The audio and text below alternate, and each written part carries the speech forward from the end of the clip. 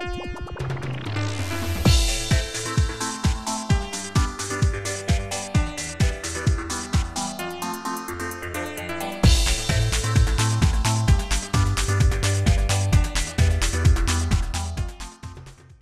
all the years I've been doing this for about 19 years in different counseling settings.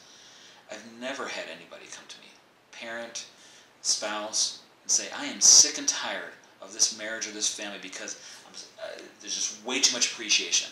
There's too much understanding. They see me for who I am, and it's ticking me off. They're always assuming the best of me. Right. They keep seeing the best of me, and I'm done. I can't handle it. But I'll tell you, so I've never had that. Never? Never. Not once. And yet, boy, do I get the opposite all the time. People are eating crumbs of appreciation. Right. Starving for recognition. And really, there's no reason why we can't flood our relationships with that. And when people get a lot of that, then when we give them the mission, we say, this is what our family's about. It's not about just having these standards, which are important. It's not just about the things that we can't do. It's we do it because these are the type of people we are. Right. That we stand for something that is meaningful. And we're the type of family that loves each other this deeply, that we take the time to sometimes be a bit of a pain in your butt. Mm-hmm. But we love you enough to really think these things through. And if other people do it other ways, that's totally okay in their homes. Right. But in our home, we care enough about these things.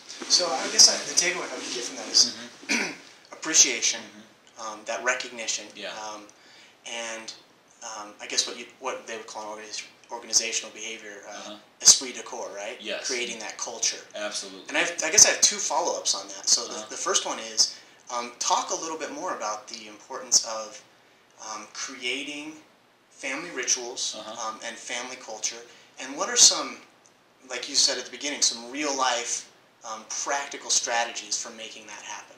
Yeah, part of a great place to start is really just get the team together, get the family together, and just start brainstorming. Hey guys, what do you guys love about our family? What's great about our family? I did a workshop once, it's on my website somewhere, 101 great things about our family. And a lot of families have a hard time coming up with 10. Okay? Right. So I give them 101. And we really have to get creative with it.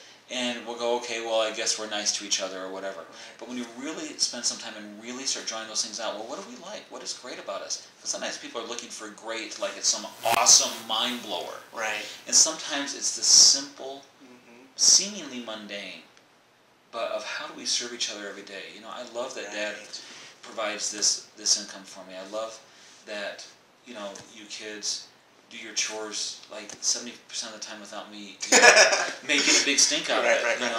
And I love, you know, that Mom, that you serve us in all these capacities day in and day out. And it could be just little mundane everyday things. You know, it could be that, yeah, you know what, I get on you kids about these things, but you know what, let's talk about all the things I never have to get on you guys about ever.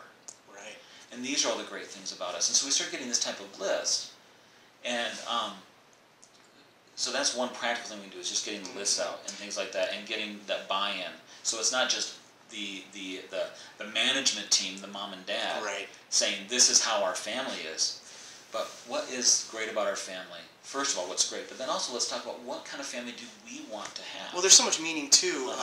Culture has been defined, I guess, as shared sets of meaning or shared experiences. Right. And there's so much just to the experience of getting together and saying we're going to say our 100 best things. Right. Yeah. You're developing culture just by doing that. Just by doing that. Which is really. It's really setting that message of a culture of appreciation. Yeah. That we actually take the time, and then of course once we do that, then we post that on the fridge. Or whatever else, we type it out or we leave it in our messy handwriting, who cares? Whatever. But it's up there.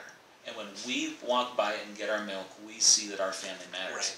Right. And then not only that, but then it sets an expectation. So when I start getting irritable and critical of my kids, and I come in, I've had a bad day or whatever, and I see that on the fridge, that's also a contract. And if I want to have that kind of culture in my family, I better lead based on those principles. I can't expect my kids to do it if I'm not really, really flooding them with appreciation and recognition, saying, hey, these are great things about you, and I just come in and I just start criticizing, hey, why is the house a mess, and why haven't you done this, and why haven't you done that, and why haven't you done this, and come on, I told you 100 times you need to do that. and I've got this lovely little sheet of paper on the fridge that essentially means diddly. Right. Because there's no practice engaged with it. And we have a right to be human. We have a right to get irritable and frustrated, and I don't have any expectation for perfection on the parents I work with because I don't know how to pull that off. Right. But I think we need to have some consistency and integrity. If we're going to put something a document like that on the fridge, we've got to be willing to bow down to that document.